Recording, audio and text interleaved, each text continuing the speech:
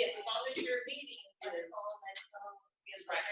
Yes, and then you share your screen, you share the screen. And that would be done with the instructor. Yes. It will be done as integrated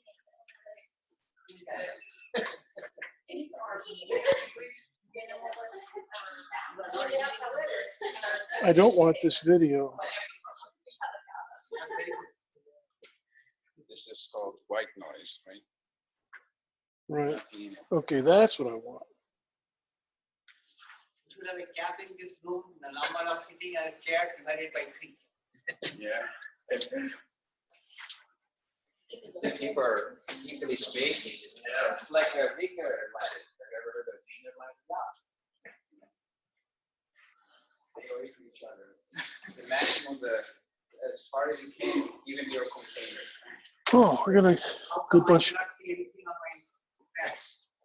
What is Dr. Cooney doing here? Yeah. Because we're working on it. I don't know how to get the.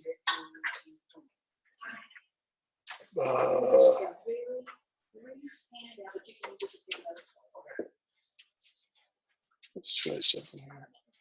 So let's roll. So you want to make a start? Not yet. We're recording though. Okay. Okay, let's get started. Okay, people, let's get started. But I don't see it on my Zoom. Well, you're here. You don't need to. No, but I want this to work. I know, I saw you in there. I wanted you to be able to appear on my screen. We tested it already. See if you can get in. It's or quit out and come back in. Oh, wait a minute. Here it says manage participants. Okay, admit all. Okay, now you should. Do you see it now? Aniket? Yes. Okay, great. So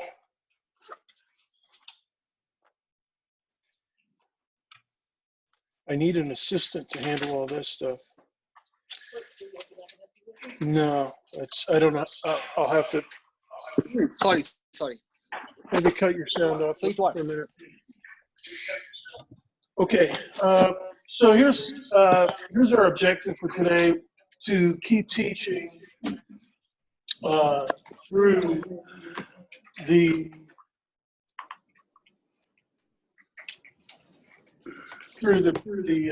enforced break. Turn off your sound. Turn off your microphones if you're not talking, because I'm getting an echo in my Right here. Right. You can mute. Yeah, so just hit the mute button. And I unmute it. Oh, it was you, Dr. Matsuro. Okay, cool, fine, good. Now, hey, we have a couple guests here from the basement of the library. Rosalind Miller here. She's an instructional designer for me and for a few other faculty. And then Brent Shaw is over here. He's doing some stuff with the Zoom tool, integrating it into web courses. Of course, that's the plan. So let's just take a look. Here's our basic outline of topics, the basic stuff that you have to do to teach online. And then at the end, we'll talk about different suggestions and improvisations. One of the things I want to emphasize to everybody in this room is to keep it simple. Don't try to do what I do.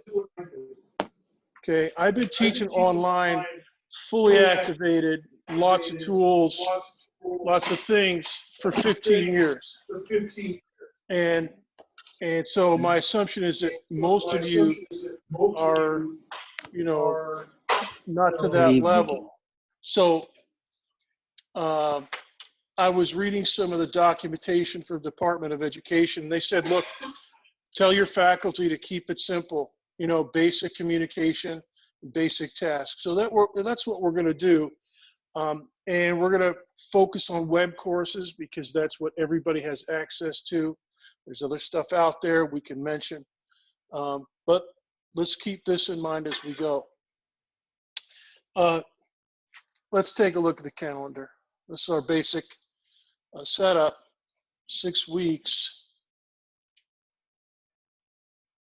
before finals. And in those 6 weeks, we have a bunch of Monday, Wednesday, Friday classes, 16. And we got a bunch of Tuesday, Thursday classes, 10 of those. But there's, since yesterday, they've officially informed us that these two first Monday and first Tuesday are canceled. And so really what we have to do is work on starting Wednesday. And hopefully that'll give us enough time. Yeah, so the first day, Monday, Wednesday, Friday instruction we'll have to worry about is the 18th.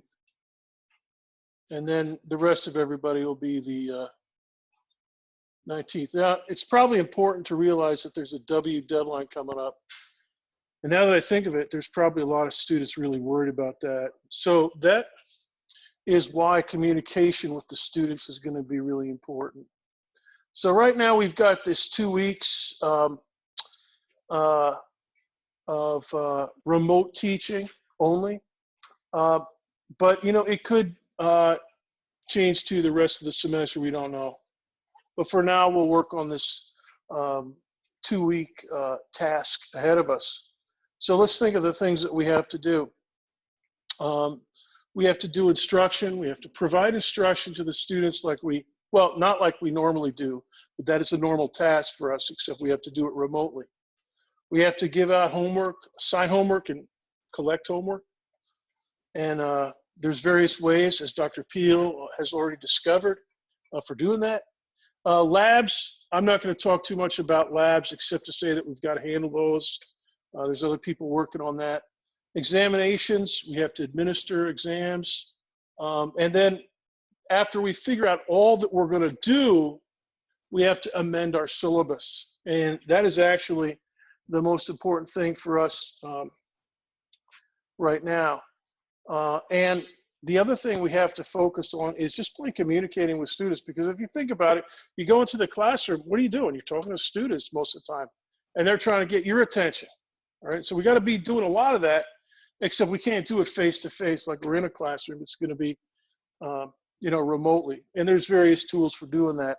But before we get to that, let's talk about the syllabus just for a moment. Professor Mucciolo emailed everybody yesterday. We've got to modify significantly and widely broadcast that to the students, and we've got to be serious about that.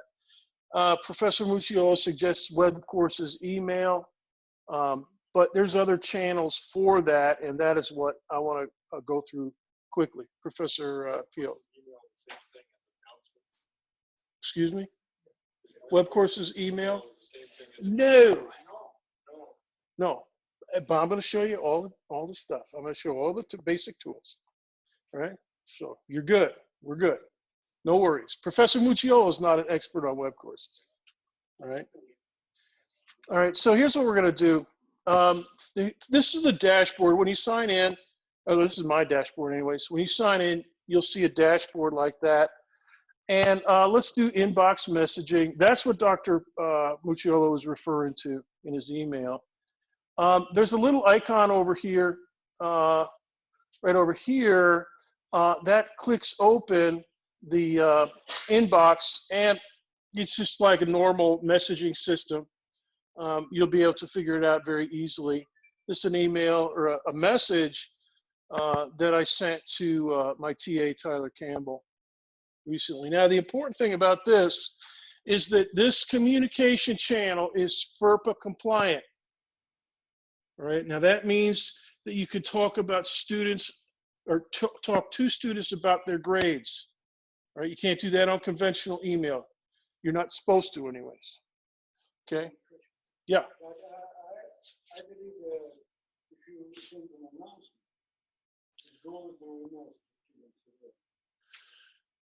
announcements go out, but not through this channel.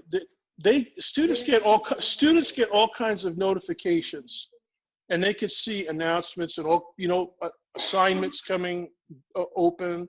You know, they get announcements or notifications for all that. But this is the channel that I use. You know, I use this every day. Students are always messaging me, and it's FERPA compliant. Now we got other channels.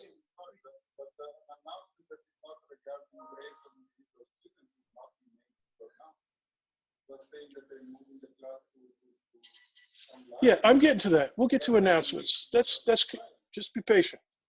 This is a channel. It's good to use for outgoing messages of any kind. But if you're talking with students about grades, it can only be on this channel. And we got other stuff. Now let's take a look at the other stuff that we've got here. Okay, this is discussions. Now this is, yeah. There's several people who are not being able to log in. Any idea what All the right, reason is? 17, admit all. Yeah, but there are people send me emails saying that they can't log in. Okay, Also, okay. So I just hit I'm admit in, all. yeah. Turn off your sound, everybody. Turn off your sound. Somebody's got Okay. their sound on. Anyway, so here's discussions. Now this one you can post messages, any kind of announcement. Students can post, but this is public. Anybody can read it. And so this is where when I post messages here relating to grades, you know, like our grades are up. I remind students if you have a question, do not post your personal grades here. Save that for the inbox messaging. Right? So this is good. And the students know if there's a new discussion starting, a new thread. Right? You can pin stuff to the top of the board. It works nicely. You can even make email gradable. Okay, that's what this one is here. Let me get my cursor. Centripetal acceleration data. That's about a month ago. All right. So here's a close-up. All right. So that's announcements, or excuse me, that's discussions. We also have announcements. Okay. Now this is a little different. This is usually one way, although you can make them into mini discussions if you want. You can post replies. And they work good. It's nice because they're up here at the top of the page. All right. So when the student logs into web courses homepage, ding, that's the first thing that they see. And you could toggle that to show the last 4, last 5, or just the last 1 message, or none at all. You know, the announcements. Just a second. The students can get into announcements here from the navigation bar too. So it works good. Yes, etiquette. I always use announcement. What's the difference between announcement and inbox messaging? Inbox messaging is to, first of all, it's considered private between instructor and student, and a particular student. All right, and announcements, everybody can read it. That's the default setting. Now, you could send a message out to the entire class if you want. I never do that because I have such big rosters. All right. I always use announcement to communicate. Yeah, general stuff like you've got a homework posted, get ready, you know, study tips, whatever you can put there. And what I sometimes do is post an announcement, and then if I figure it's going to lead to discussion questions, I post the identical information in a new discussion thread.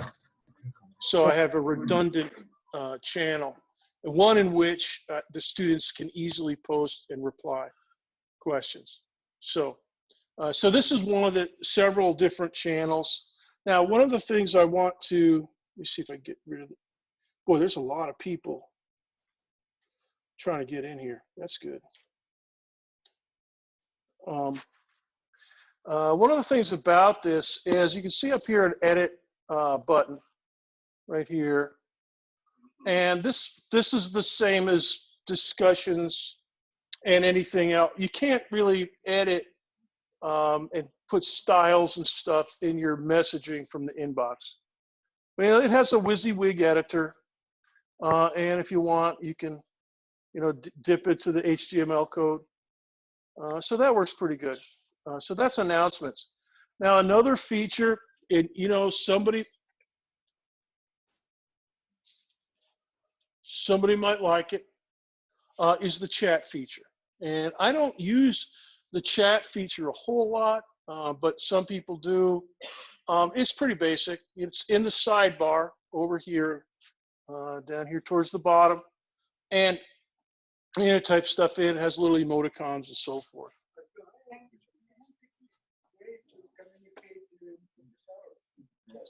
We're getting to that. Gotcha. Don't worry.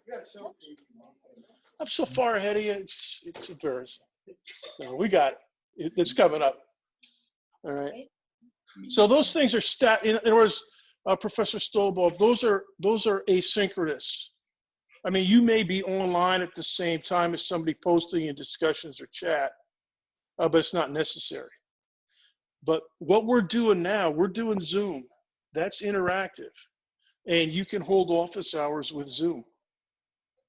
Okay, so now sessions in Zoom, YouTube, etc. I'll go over that in a few minutes. Quizzes as well. Those are ways of communicating with students, but the first four are your main ones. And if you want to keep it simple, stick to those. And you may like one better than another, and that's fine. You know, my practice is if I have something important, I try to hit several parallel communication channels, communication redundancy, so that the message gets through with a higher probability to the entire class. All right. Now let's talk about this homework and exams. Now, in web courses, you're going to use the same tool, the quiz tool. All right. And this is a big task for everybody.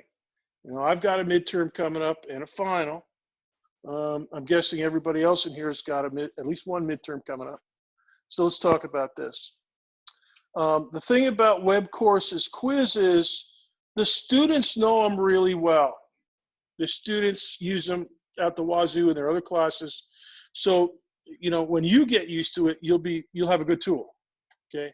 Now here's one that's really slick. Professor Pio talked about it on email this afternoon, and that's the upload type of a homework assignment. So you go into assignments, you create a new assignment, and you ask for it to be a file upload assignment. And the way this works is, you know, you type in or you post a little PDF here for the students to work on, and then down here they actually upload the file.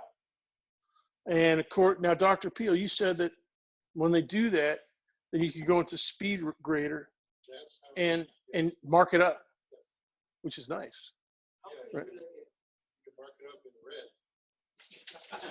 Uh-huh. Mark it up in red. That's a, what is it, that is multiple choice or something? You could freehand a gigantic red F. So where is the secret? It's in the, it's etiquette. It's, so where is the speed grader? You go into assignments and then you go over to the settings and stuff, and it's in the tool drop down menu. All right. Now another thing that you can do is use the automated homework that grades itself. So that's multiple choice and formula questions, calculation items. Here's one that I had from a recent assignment. And you can import those from ExamView, TestGen, bunch of different test bank and test preparation software packages, and that makes things pretty nice. You can import an entire exam bank or question bank if you want, and I have done that a million times, and it works pretty nicely. I'll show you how to do that in a minute.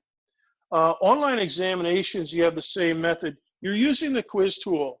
So an online exam would just be like a gigantic homework assignment. And there's different little bells and whistles that you can toggle on and off for an exam that you might not use for a homework, like multiple attempts. You know, every homework that you set, you can set it for 2 or 3 attempts, 4 attempts, but not, of course, an exam. So you only want one shot at those. All right.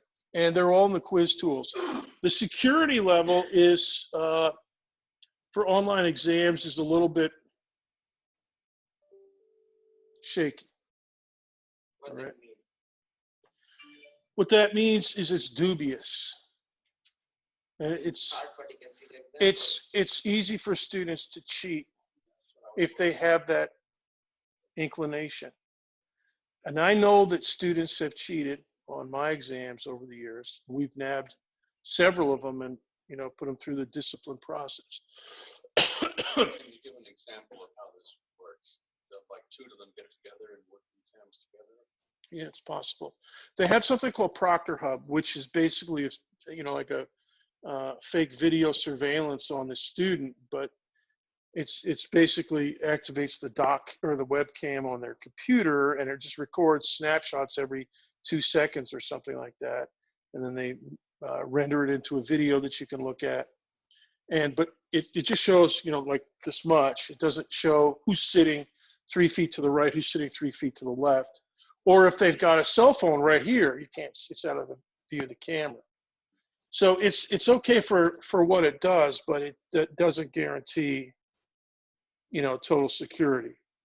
Also, we don't have a license for the lockdown browser. And what that does is let me see if I can explain this properly. It locks down the browser so they can't open any other windows. But if they got a phone there, you know, they could be on GroupMe on their phone, trading answers and stuff, and defeat the lockdown browser. So it's the only way to do it really is to have a test area that's proctored, you know, where a human can observe, you know, what each student is doing. So, and that's a lot. So, listening to you, and I have a feeling that you're talking about examination in real time. So No, the examinations, let me explain. I'll explain examinations online. Traditionally, you give the students 12 hours or even 18 hours of availability. And no, they don't get that much for the test. They have a 1 hour block of time or 70 minutes, whatever you set, but they could start it anywhere up until, you know, like 11 o'clock at night. I start mine at 8 and I go till midnight usually. And that's pretty good for most people. But once they start, they got to finish. You know, they only get one attempt. You set the time. I've been talking, I'll be glad to talk about technicalities and stuff of exams and also security of exams. Yeah, and I'm going to be here tomorrow as well. And if you want to come and consult with me about different specifics and stuff, I'll be happy to do that. Okay, I've been doing all this for a long time, and so I know everything that I'm talking about can be done. Anyway, so let's take a look at this. So up here, that's a multiple choice question, pretty basic. And then this one down here, this one's a calculation. And you can edit them and trick them out with pictures and tables and stuff as much as you want. And then down here on this calculation, the students enter there's a little box where the students answer, type in their answer there. And WebCourses grades it. You type in a formula, you ask it to generate 20 or 30 different example or instances of that question, and then the students will be randomly assigned one of those instances and graded accordingly. You could put plus or minuses in on the calculation. You know, so 2.75 meters plus or minus 0.2 meters. You know, whatever you want, anything like that. And it works, it's reliable, it's pretty good. If you are, I mean, if you put a typo in there, then it's, you know, you get a punt. But if you do a good job typing up your questions, it works good. Now, about exporting a test from your laptop and importing it into WebCourses, here's what you want to do. Now, this is TestGen.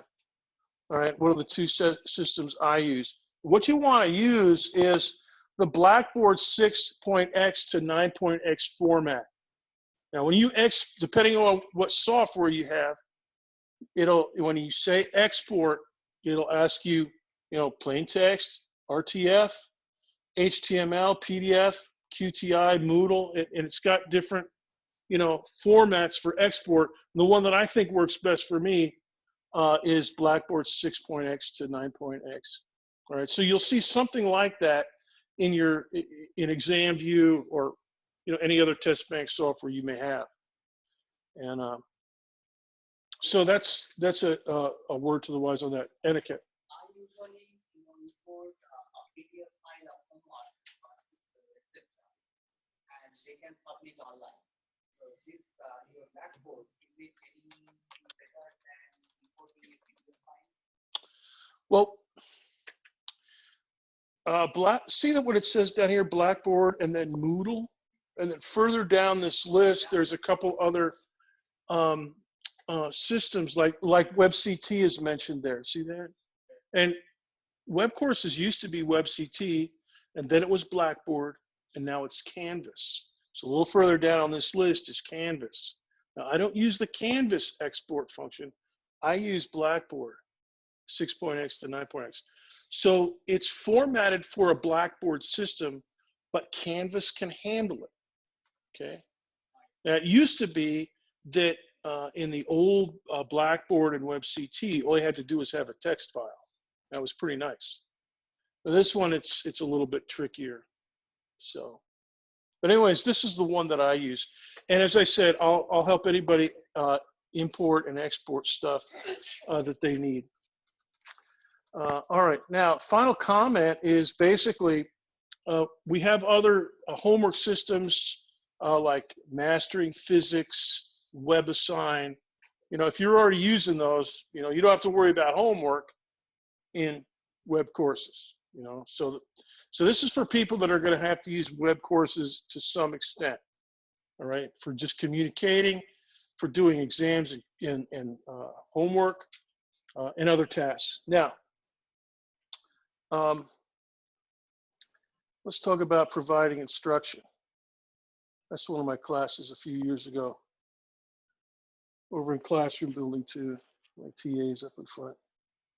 All right, so there's two different kinds, asynchronous and interactive ways to provide instruction. What we're doing right now is interactive, because the people that are listening, they can actually activate their video and ask me a question. Let's see that happen. Yeah, well, it's up to Eduardo or Professor Clem here. So this over here, this meeting has been upgraded by the host and now includes unlimited minutes. So maybe Crenshaw. Oh, nice. is that you? Yeah, Zoom. I said we, as I sit here, we're working on it as we work out. I'm going to leave here in about 10 minutes to start working on it. He said they just got upgraded. I'm going to leave here in about 10 minutes to start working on the Canvas piece, and they're working on the standalone. Yeah, so I'm on the, We're getting there. We're close. yeah.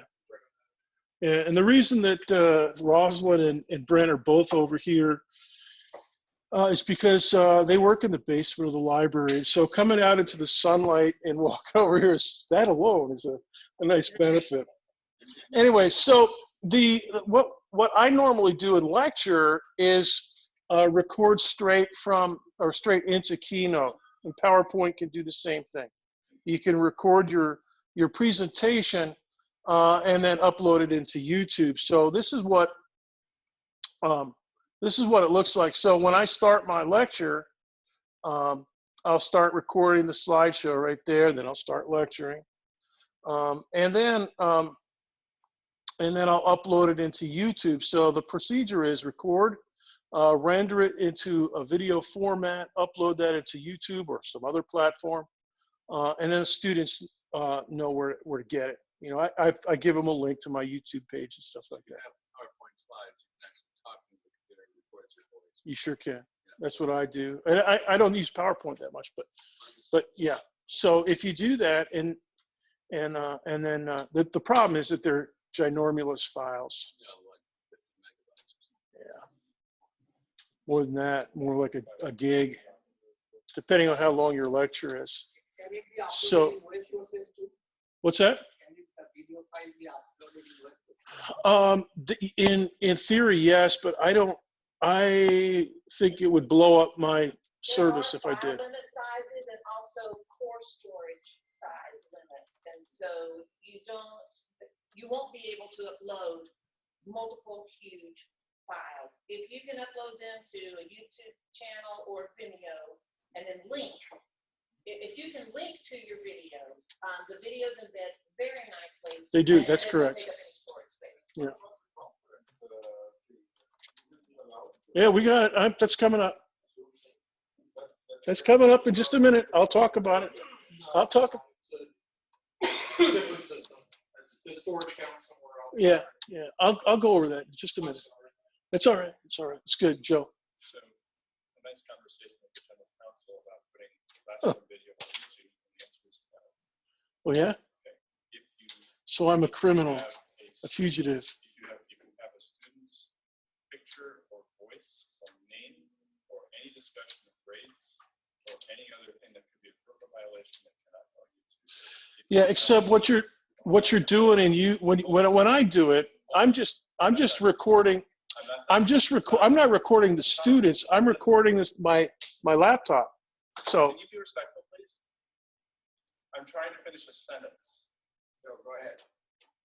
The other thing you can't put there is any image of anything produced by anybody else. If you take a picture of some other web page, if you're using source materials that have been gotten from somewhere else that has a copyright on it, you cannot put that on YouTube. Yeah. Yep. Yeah, and I never do any of that. So yeah, so I don't. I have some demonstrations, and what I normally do is get a release from the students, and then I put their videos up there, and I've got a bunch. But yeah, it's definitely an issue, and it's changed. I mean, there's now a regulation you have to specify if it's designed for children or not. So, but anyway, so this is the basic thing. There was a question over here. Chris, did you have a question? Adam, you had a question? About making a video from your PowerPoint. New version of PowerPoint has this automatic subtitle feature. It's not 100%, but it's decent. And it'll, in real time, Caption. while you're speaking, subtitle your video, your presentation. And that was accidentally on at the last conference talk that I gave, and it totally wrecked it. But if you knew that it was going to happen ahead of time, Yeah, the captioning in YouTube is not very good either, especially for us. I mean, we're doing scientific stuff that's not in their normal vocabulary. So, so if you say something about amps, they're going to mistranslate it into ants, or, they don't know anything. Yeah. Well, I had a deaf student a few years ago that SAS paid for all of my lectures to be transcribed. And we put that in. That was a good transcriptionist, and she got it right. So, anyways, most of you are not going to be doing this. Here's another system that you can either interactive or asynchronous, Adobe Connect. And I use this for office hours, or I have been using it for office hours. And I know that some people here in the conference and in the room know how to use Adobe Connect, and it works good. You have to have a license for it. There's no UCF-wide license like there's gonna be for Zoom later today or tomorrow, but it works good. So if you're using that, you can definitely use Adobe Connect, and have everything interactive and people chatting and stuff like that. So Eduardo. saying that he cannot hear when people say something in the background as well, so he should repeat the question. Yeah, I try to repeat the questions. Why didn't Dan Britt just ask Thomas the question? You could, Yeah. you would have to write the question or pick up the microphone. That's where you need a TA to help with that part of it, You can. And Adam Lemie was supposed to help me with that today, buddy. Yeah. It was, anyways. But yeah, you could do that. It's it's very easy to do that in Adobe Connect. And sometimes students. Easy to do? What's that? Can you repeat what's easy to do? It's easy to ask questions, even if you don't have a mic. And sometimes students, like I'm using a Bluetooth headset here. Okay, that's what I'm recording with. And if one of the people would speak up in the video, they'd show up here, I think, in the screen. But in Adobe Connect, you could just read. Students just text sometimes. You know, they don't have a mic, so, you know, or their mic doesn't work, or they can't figure out how to work it, and they, you know, they just, you know, they text, and that works good too. I always have audio, so they can always hear my big mouth. And I also have access to the whiteboard and the graphic tablet for writing equations and solutions and stuff. So they can see all that, and it's all recorded in Adobe Connect. In fact, in all these, that's what we're doing now. In Zoom, this is Zoom now that we're using. Earlier, there's a demonstration of somebody interrupting the presentation. Well, you know, I had Eduardo interrupt my presentation this morning. Yeah, sure. Give it a shot. Thomas, can I interrupt your presentation and ask a question? Can everybody Yeah. hear that? I can hear it. Tell Dr. Britt, why don't you see if you can break in on the mic? Unmute your mic. Okay, and I can do that also. All right, great. You can't do it on video? You can. I mean, Eduardo was doing it on video. I don't use my video on this machine. Yeah, I don't either. Eduardo had his doc. You're not up there, Eduardo. It's not doing it like it did this morning. Anyways, there's a lot of things. There's a lot of little things to fiddle with in Zoom, but you can get it. It's interactive. So everybody that's outside and listening remotely, if you have a question, break in like Dr. Britt just did. James. Are you going to make these available to us? Yeah. Yes. Yeah, I'll be uploading it into YouTube, so you can definitely. How would the students know that Dr. Britt, I didn't hear Dr. Britt break in. He'll be on the recording. I don't know. Yeah, he'll be on the recording. That's because I don't have the sound output to the Crestron. Yeah, but it'll be on the recording. You know, we tried that out this morning. It works good. And other people listening in can hear also. So even if you in the room couldn't hear it, like we heard. Wait a minute, who's that now? This is Addie. Sorry. Oh, so, You would hear it. You would hear it happen. But how if it's Yeah. somebody else remotely on a laptop? They would hear it as well. Good. Yeah. so it works good. Adobe Connect is good. Zoom seems to be pretty good. All right, let's talk about another tool that we have, and that's conferences in the conferences tool in web courses. And you can see it's in the nav bar far down on the left there. And this is what the conferences page is. It looks like. This is my Physics 2048. So I just have a few things, a few experimental sessions that I tried out with. Conferences is it's different from Zoom, but it works nicely. Eduardo, you had a question? Yes, so Patrick has a question. Okay. I have a question. If we have an exam and an SAS student, what is the procedure for that? How are accommodations made for students in that case? Usually these students have extra time, for example. Oh, for SAS students? No problem. They're going to be, there's something called, it's not on this nav bar. You can't see it. It's a little bit further down. It's called quiz extensions. And when you get the letter from SAS saying that this particular student has an accommodation 1.5 times, 2 times for exams and quizzes, it's very easy to give them that using the extension tool. And so it works good. And the other thing you can do, you know, I guess SAS is going to be closed, so they can't go there. I mean, my lecture hall students go over to SAS. They just report there on the day of the test. But we'll have to be doing it online if you have a midterm. So if they're in SAS, they'll get extra time. It's easy to give that in web courses. Very easy. Takes about a minute to set it. I can address that more in detail after Dr. Bruckner finishes his presentation. All right. Now, let's take a look a little bit at Zoom. This is the opening page of a Zoom session. You can see it there's a little icon over there for inviting others. Join audio means, you join the audio. Share screen is the main thing that you do.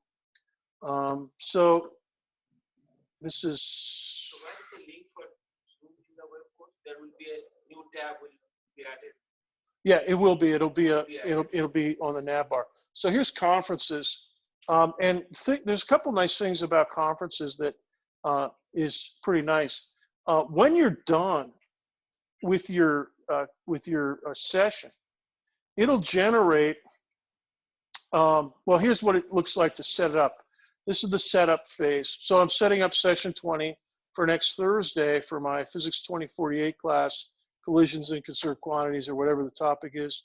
And notice down here, it says invite all course members. Now that is significant because the conferences tool automatically synchronizes to the official roster in web courses. All right, so it's a little bit better than some of the old websites where they had to sign up, and if they didn't put in their PID correctly or the NID, you couldn't synchronize the grades very well. It was a pain in the neck. This thing, it's all integrated, and it works out nicely. And if you don't want to invite all the members, you can unclick that, and then you get the list of all the students in the class. It just keeps going down. This window's, got about 100 students in there. Right, so that's pretty nice. Now afterwards, you get these. It'll render the session into a video. It's a .m4v. All right, I already experimented with it, and it also generates a statistics page. All right, and the students will be able to see the video link. All right, so here's the statistics, and it was just me and Brent the other day, 2 people on there. But the nice thing is you can download all the stats, and the stats include things like, when does, how long was a student in? There's polling data if you do any of the online polling in the conferences method. And how many times they raised their hand, how many times they spoke. And so you can see a bunch of different, how many times did they use emojis, all right? And so that's significant. It's de facto a way of taking attendance. Think about it, so you can see how long they stay. It's pretty nice. It's a CSV file. It's pretty basic. All right, now here's Zoom, and this is pending. It's going to be a tool similar to conferences. Yeah. I didn't understand quite how does conferences differ from discussions? Is it video? Conferences, the question is, how does conferences differ from discussions? Discussions is like an old electronic bulletin board. Okay, it's just a bulletin board. There's nothing really interactive about it. But the conferences tool is like Zoom. It's like Adobe Connect.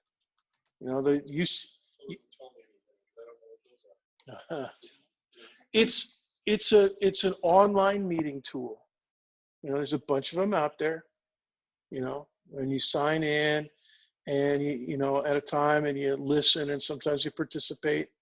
You text in questions like Professor Schelling did, and you can type in text questions and discussions. you can, yeah, you can. So what's the difference? But it's not interactive. Discussions are not interactive. Why They're, one person speaks, then the next person speaks. yeah, but they're not on at the same time. Everybody can see the answers at the same time, Right. But the participants are not on at the same time. They're not talking to each other. Not really like you and I are. This is going to be audio where everybody can make sound at the same time, like whatever effect. Yeah. You'll see it in the recording of this session. It's got Dr. Britt and Dr. Dove and stuff, and me, and Eduardo a little bit. Question?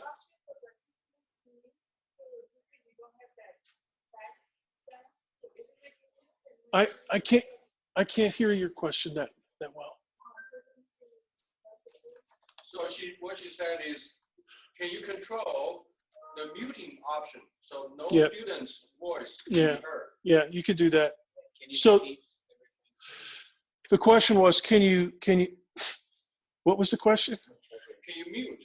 the Can you voice? mute all the students? And the answer to that is yes. You can give the students in this, Adobe Connect, and conferences, you can give them, what you do is you give them different privileges. So in Adobe Connect, you give them microphone privileges. Or you could change the status to be a presenter if you want. And then they can write on the whiteboard, you know, or talk into the recording, right? So there's a lot of different privileges that you can award and take away, or, you know, not, you know, start everybody without it. So, but normally,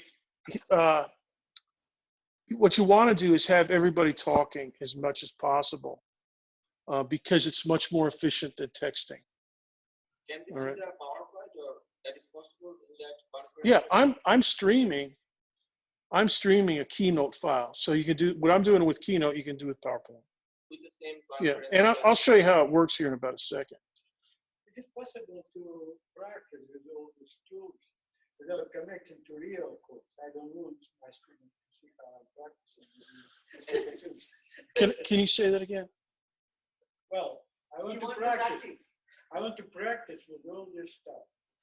So invite everybody on the faculty. Invite everybody into start a session, or can do web code. you can invite all of your students with. I want to practice myself without any. But can I do it? You can, yeah, because it just depends on who you invite. To any particular code. And I'm going to show you. See, look, see this, the invitation. This is Zoom now. The invitation URL. See that there? So I can That's what I sent to you guys by email. So if you want somebody to participate, just send them that URL and tell you when you start. For the sake of this, we're not here, so can you repeat The question, okay, the question is, what was the question? When you practice. Oh, Dr. Stolboff wants to have a practice session. For example, That- conference, anything else, without Yeah, connecting yeah. real students to real code. The question is it possible to have a practice session without students so that you know, see how it works and everything, right? Yeah. And the answer to that is yes. And just invite me, Adam Lemie, whoever you want to invite, and we can, you know, try to annoy you and ask disturbing questions and try to, you know, but that's the way to do it. I mean, everybody, don't go into this without practice. That's for sure. And if you have, some people have used Zoom, and who's used Zoom in here already? Yeah, so a bunch of you have. But if you haven't used Zoom, you know, just practice. If you haven't used conference, you know, practice. Yeah. Still not getting what conferences is doing for you that's different. It's like, if you're going to put Zoom on there, why are we putting Zoom on there if conferences aren't because of it? The question is, why are we putting Zoom on there when conferences is already on there? And that, Professor Peel, is one of those mysteries of UCF. Because they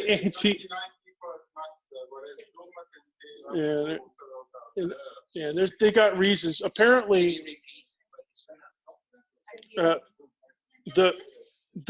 one of the contributors, what is your name again? Luke. Yeah, Luca, right. Professor Argenti said that there's a limit on conferences of 99 students. So for my class, the thing is, you're seldom going to get a whole, you know, over 99. But in a big class, it's possible. You know, for a lecture, you know, like one of my classes. But yeah, that's, and supposedly the size for the license for Zoom permits a little bit better. So. And apparently, from what I understand, the big shots above us decided that Zoom was the future and that conferences is not necessarily the future. So. Yeah, Yeah, they're both pretty good. I mean, I've used both of them the past couple days. But Zoom and conferences, you know, some people are going to like one, some people are going to like another. But in terms of the limits and stuff on class size and stuff, we got a different license with Zoom now. But they're still putting it in. It's not in yet.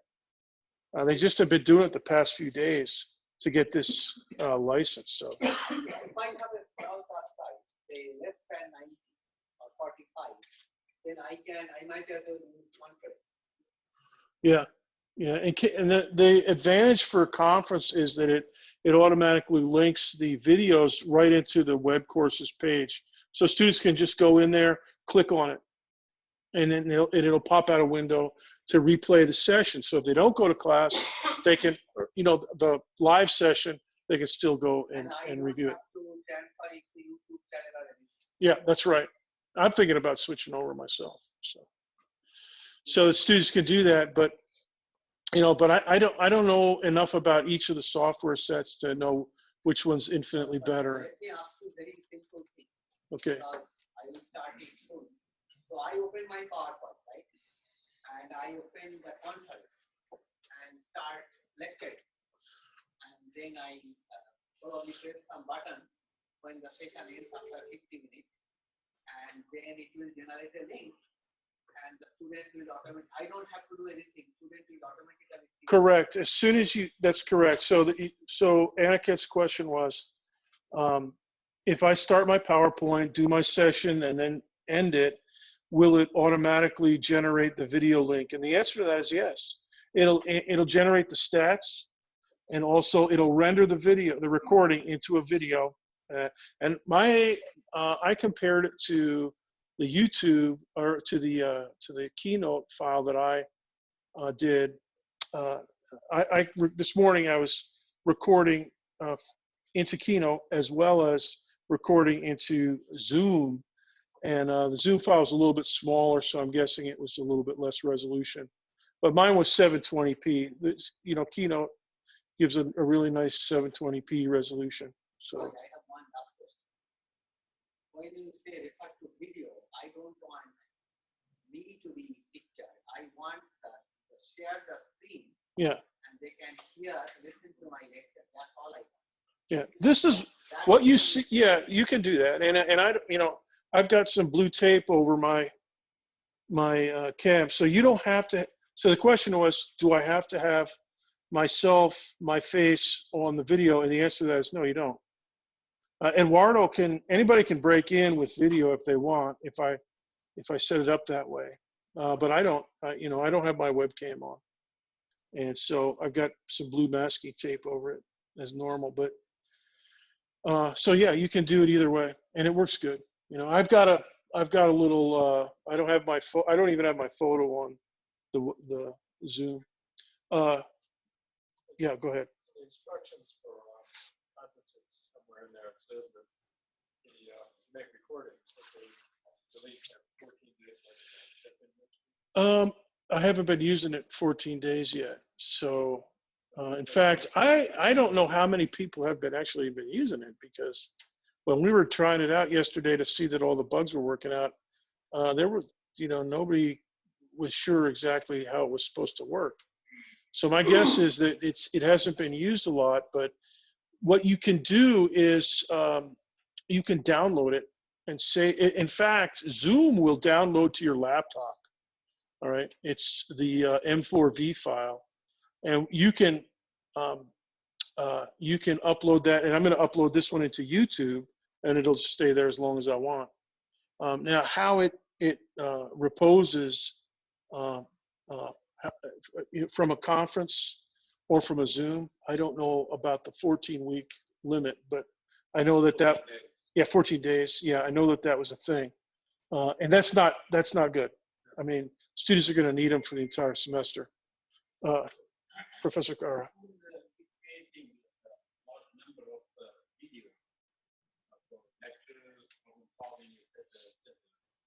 What is the limit in the photo size? Like for files, we have 1.6 gig. Yeah, I don't. Yeah, they're gonna. The question is, how do you deal with the file limit file size limit.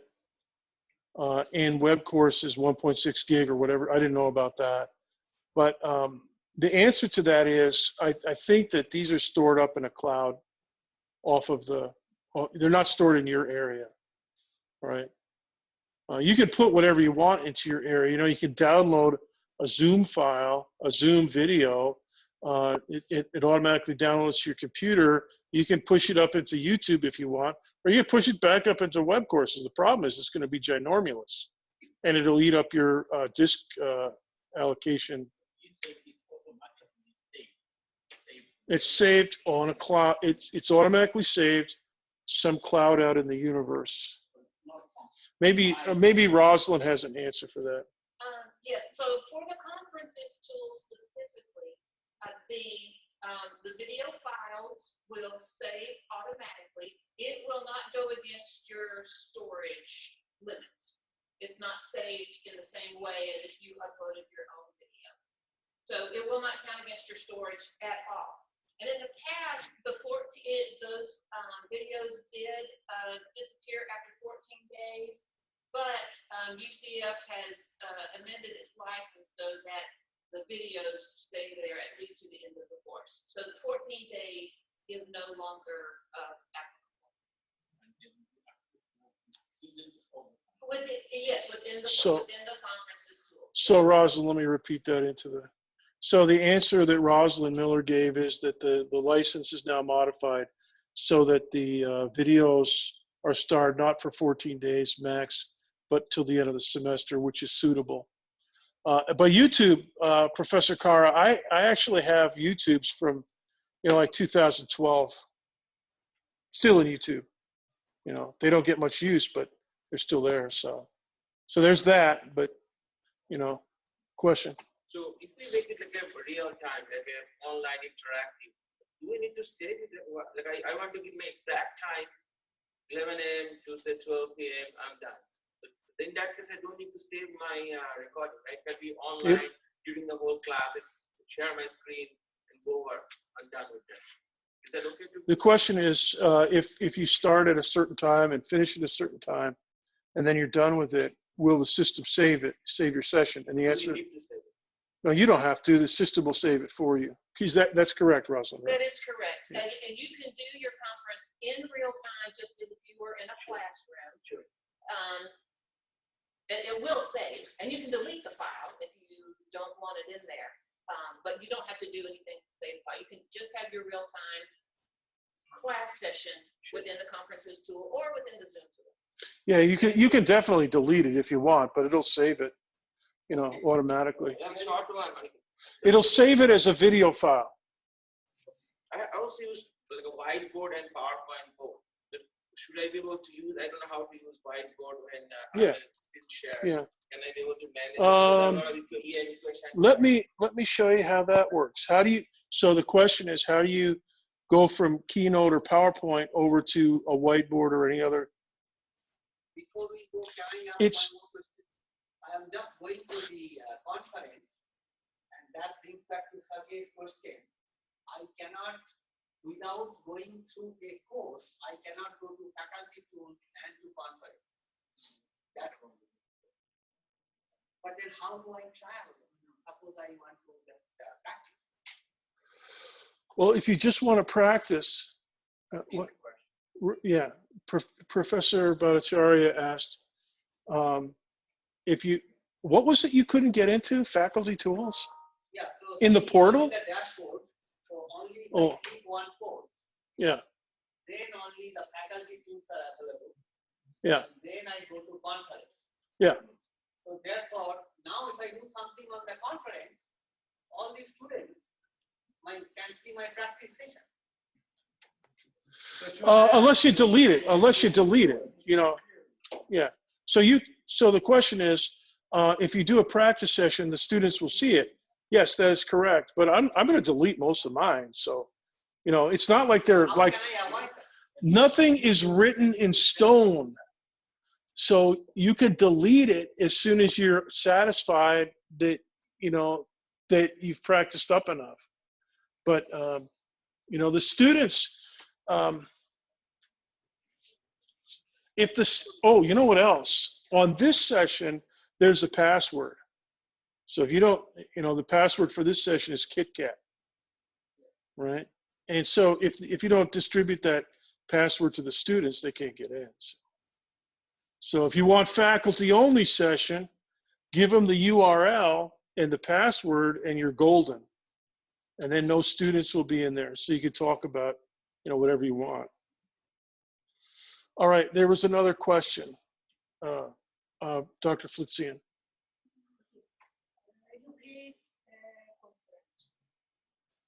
You are doing the presentation. Can you check how many students are listening? Yes, you can. I've got it. Okay, the question, sorry. The question is, can you check on how many students are in there? Yes, you can. I can check right now if I want. And that's how I knew that there's a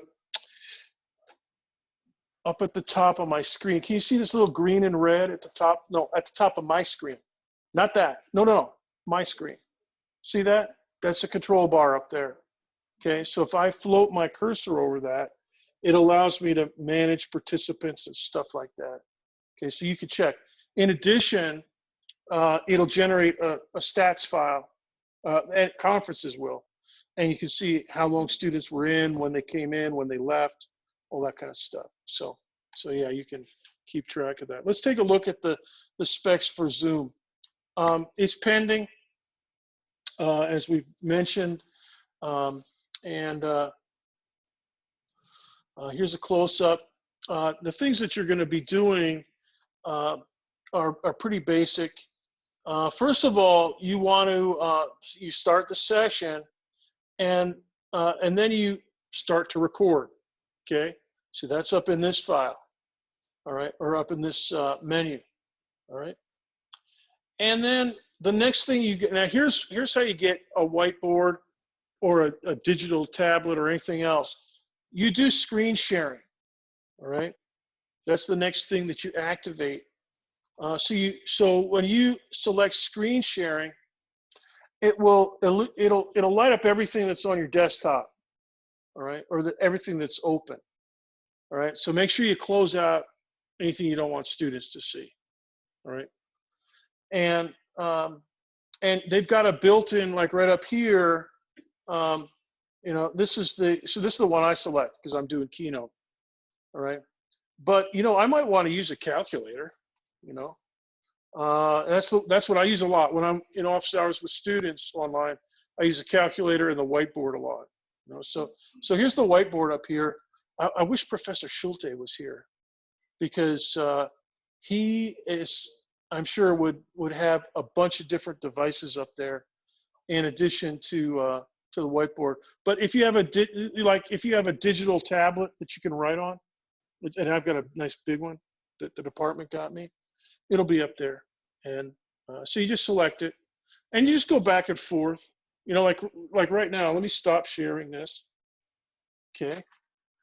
Mucciolo. Aha, Daniel Britt. All right, now see. No, I'm in the middle of something. Hold on. I'm going to share my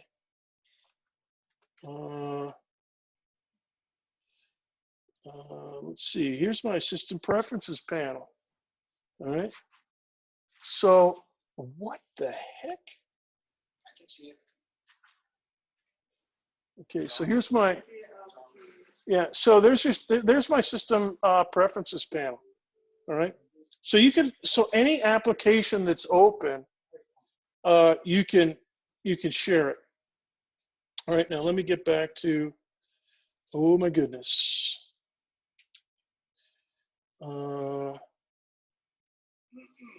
Let me go over here and, I shouldn't have done that, Professor Mucciolo. Yeah. All right, now we got it. All right, so that's back. All right. So yeah, this is where you switch back and forth, and I'm used to doing it in Adobe Connect. It looks a little different than this, but it's basically the same thing. Okay, so you just got to get used to Zoom. if that's what you're using. All right. And then at the end of your session, you've got, you hit the end meeting button, and once that goes, it'll render your file into a video and it'll store it on your laptop. Excuse me. I'm using the desktop application right now, so it'll store it on my laptop. But once it's embedded into web courses, it'll probably store it in the cloud, I guess. That's what I would think. Yeah. So it'll be similar to Professor Bhattacharya. You follow me on that? As soon as you hit the end meeting, it'll finish everything and render it into a video, and then store it probably on the cloud somewhere, similar to the conferences tool. All right. So I'm using the desktop application because the web courses tool wasn't ready. But so. I have a question. Yes, Professor Clem. How do you create a URL for the go into Zoom? The question is, how do you create a URL for going into a Zoom conference? You do not do it. Zoom will do that. And let's go back. Let's see if I can go back. See up here? This is like the start page and the end page. This is like the session page.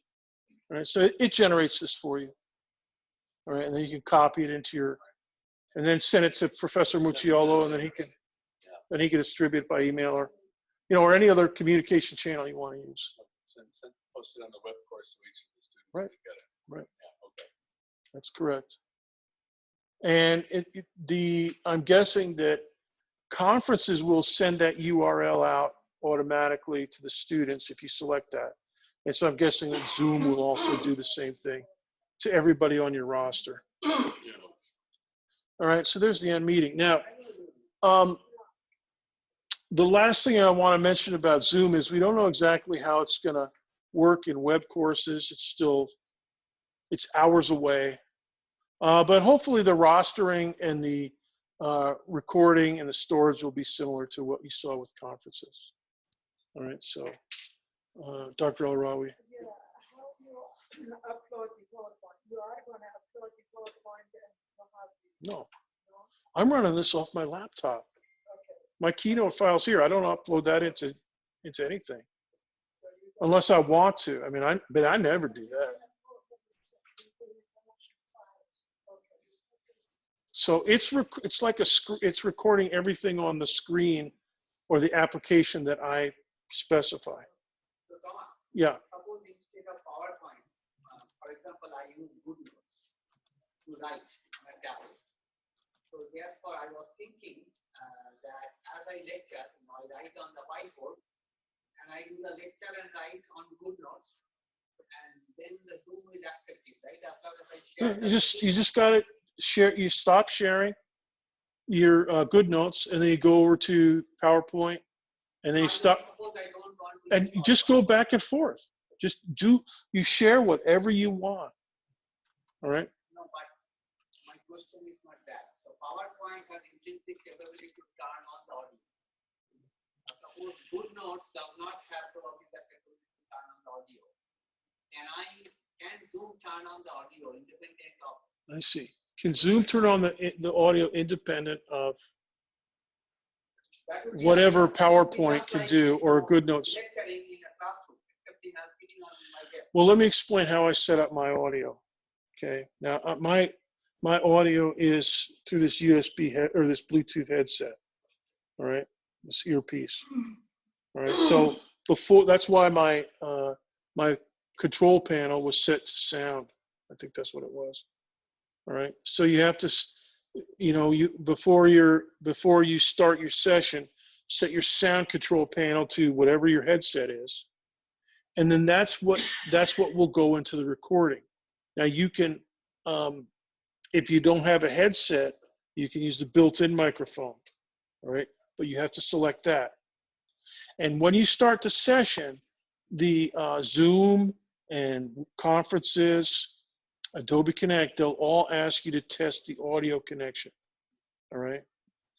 So you'll listen to see if the input is good. and then you'll speak into the microphone, and then they'll play it back to see if the output is good, right?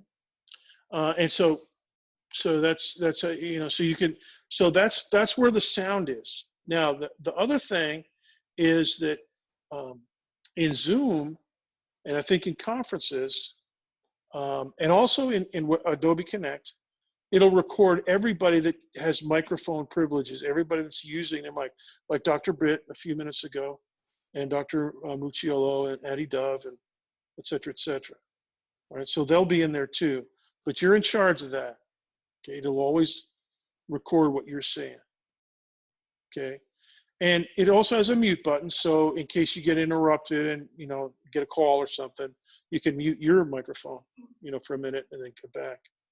Stuff. So there's a lot of different features. So the Apple wireless headphones, what? The what?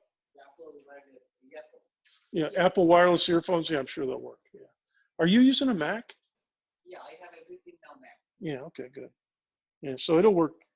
It'll work like that. It'll work good.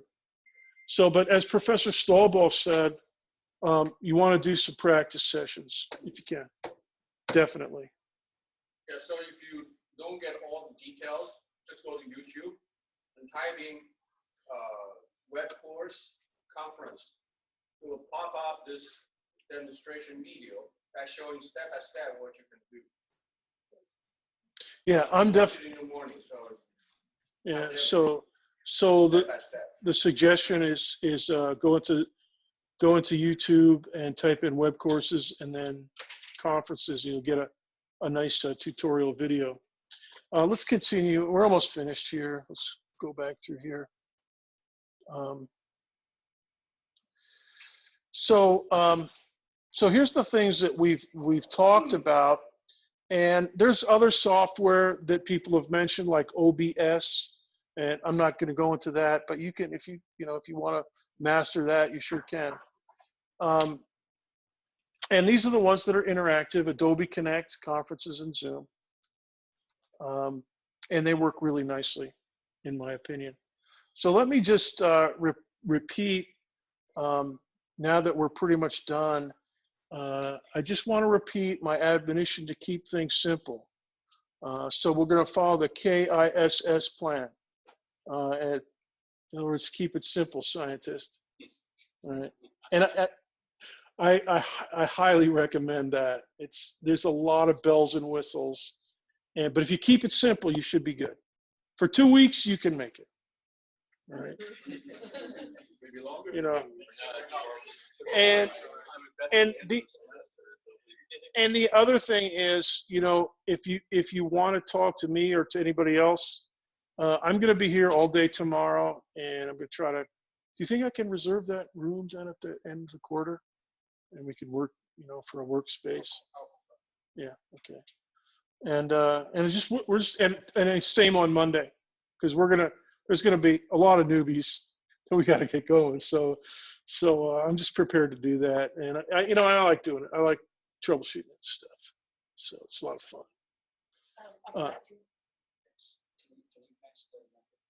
Yeah, sure. Yeah, come on. You don't have to.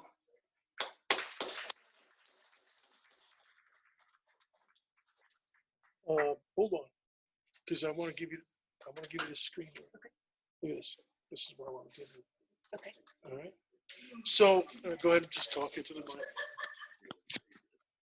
So here, you don't have to put it in here. Okay. Just talk. Okay. So here's Rosalind is going to give us a few words about these websites, these web pages. So what is essentials and the other ones keep teaching? Yes, so I am Rosalind Miller. I'm an instructional designer with the Center for Distributed Learning, as Professor Bruckner said, in the dungeon of the library. But UCF we do have some resources. Excuse me just a second. Yes, I'm sorry. It is, I do have allergies. But we do have some resources to help, especially you who are teaching face-to-face classes, to teach temporarily online in a hurry. And so as we do that, keep in mind we are not trying to make you online teachers. We're not trying to make you teachers of online courses. You're not going to be creating online courses. You're going to be teaching your face-to-face courses remotely. So we do want to keep things, as Professor Bruckner said, simple. What you'll want to be concerned about is giving students access to the content that they need. You've talked a little bit about the tools. You'll want them to give them access to assignments, which may include quizzes, and then also grades and feedback.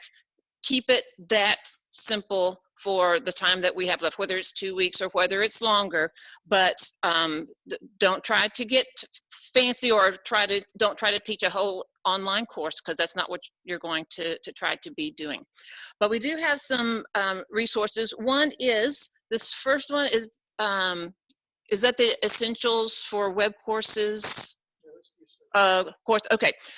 There is, you can search for, you don't have to type that in. You can search for Essentials of Web Courses at UCF. You don't even have to put in the @ And there is a self-enroll, self-paced online course that has the basics for creating content and everything that you need in Canvas.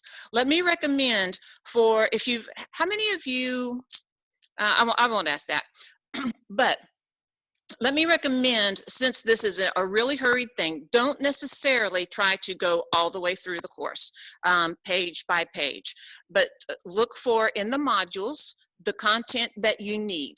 So if you need to know how to put in content, then I think that's in module 3 of creating pages and inputting content. If you want to create assignments for students, like places for them to upload files to you in assignments, then go to that part in Essentials. If you need to know how to use the quiz tool to give tests, then go to that part. So go to the parts that you need. Don't try to go through the course page by page for our sort of like emergency, really sudden situation. Alternatively, web courses, as it is internationally, is Canvas. If you want to know how to do something in web courses, Google it. There are excellent resources online. They have complete guides that are very well organized. So if you want to know how to do something in web courses, just search for, like if you want to learn how to create assignment in Canvas. I do that all the time. There are guides that are bulleted, linked, detailed. They're chunked nicely so that you don't have everything in one page. You can just go to a page that tells you what you want to do. So that'll be a really good tool. The UCF website, I do want to recommend. It's a new website, a web page that we have created for you, for face-to-face teachers doing this situation. And you can search for UCF Keep Teaching or UCF CDL Keep Teaching, and it'll take you to this page that has resources, helps, strategies, those sorts of things.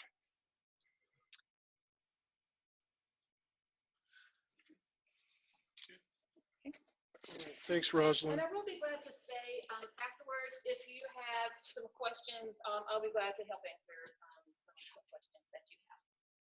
Great, thank you. Thank you. We're not done yet. You're not dismissed. I want to show you one more picture here. Cool. I just want to encourage everybody to, as you've already shown, to use your brains to improvise and create, and talk it over with everybody, because there's a lot to learn. And I believe that somebody in this room, maybe here in the front row, maybe all the way back there, is that, like Dr. Fernandez back there, is gonna come up with something really cool and make some improvisation that's gonna be really great. All right, so don't feel like everything is cut and dried and fixed. in place. It's not static, it's creative. So now you're dismissed. All right. Thank you. Thank you.